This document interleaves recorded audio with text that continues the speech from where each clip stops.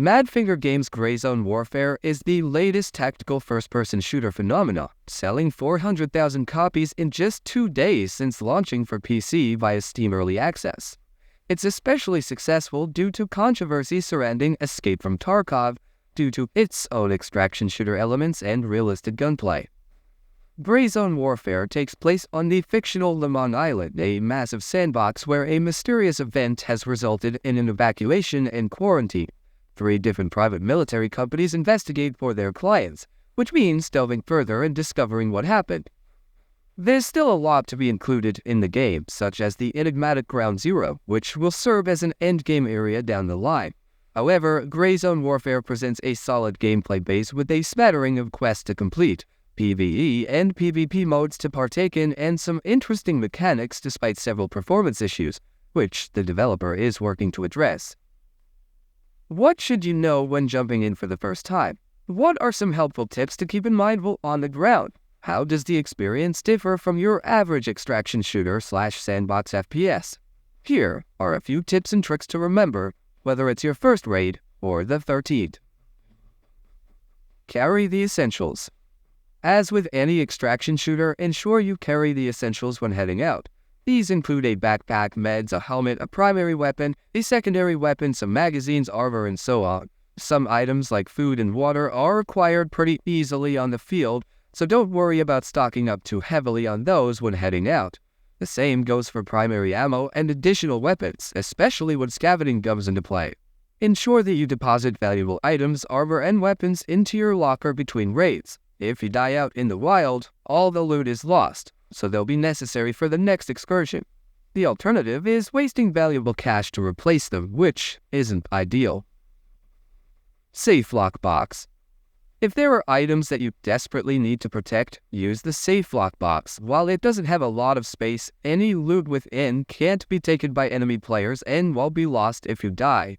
Use this for any important items you desperately need to extract and don't want to lose. If you're running low on space, try using an MFAC or IFAC since it occupies a single slot in your pockets but can store multiple healing items.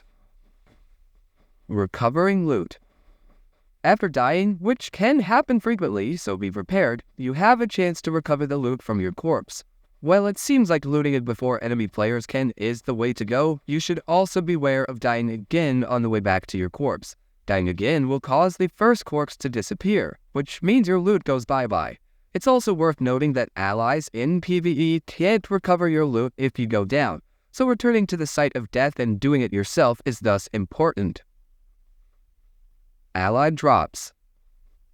If you're having a hard time returning to your corpse, your teammates can help by doing the next best thing.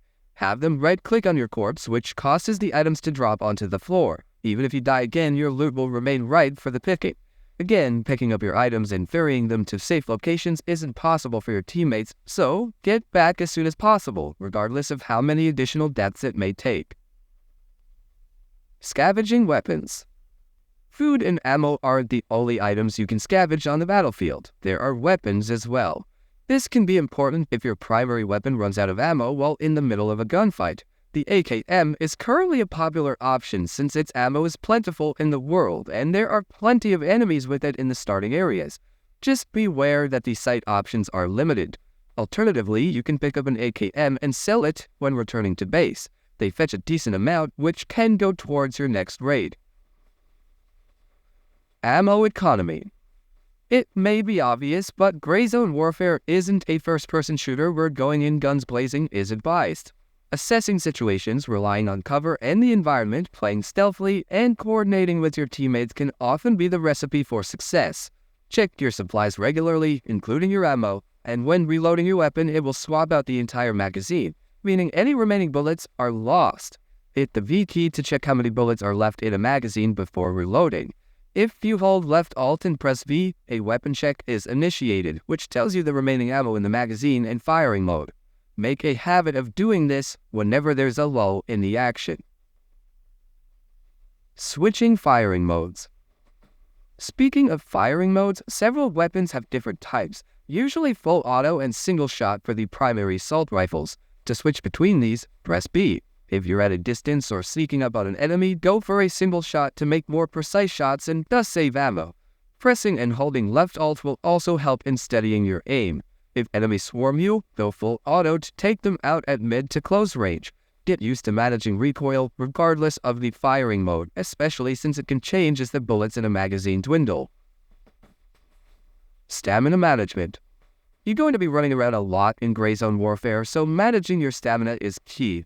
However, it's also important to not continuously utilize it in a single go, instead pacing yourself since your character will get tired more easily.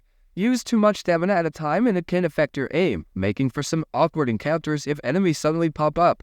Also, don't forget to keep those food and water levels topped off at all times since they can affect your overall condition. Healing. Perhaps one of the most notable mechanics in the game, healing isn't determined by a traditional health bar. Instead, you have a blood count. If you're injured, it will slowly deplete, resulting in various issues. Check your character's status and pay attention to the colors of different parts. Splints are required for bones that are yellow or orange. For example, if you're hurt, as indicated by your status, some painkillers can make it go away. You can also use a surgery kit to repair damaged organs, like your liver if you're suffering from nausea. Blood bags are also essential as they refill any lost blood. Keep an eye on your status throughout and examine your allies whenever possible to see if they need healing. Ensure that you have some healing items in the quick access gear slot. If you're in the middle of a battle and can't open your inventory, pressing 5 will use these items to heal up. It's also possible to cancel healing animations and other actions by pressing right-click, in case you're suddenly ambushed. Some enemies and enemy players won't give you the luxury of fighting back so easily, but it's better than leaving yourself open.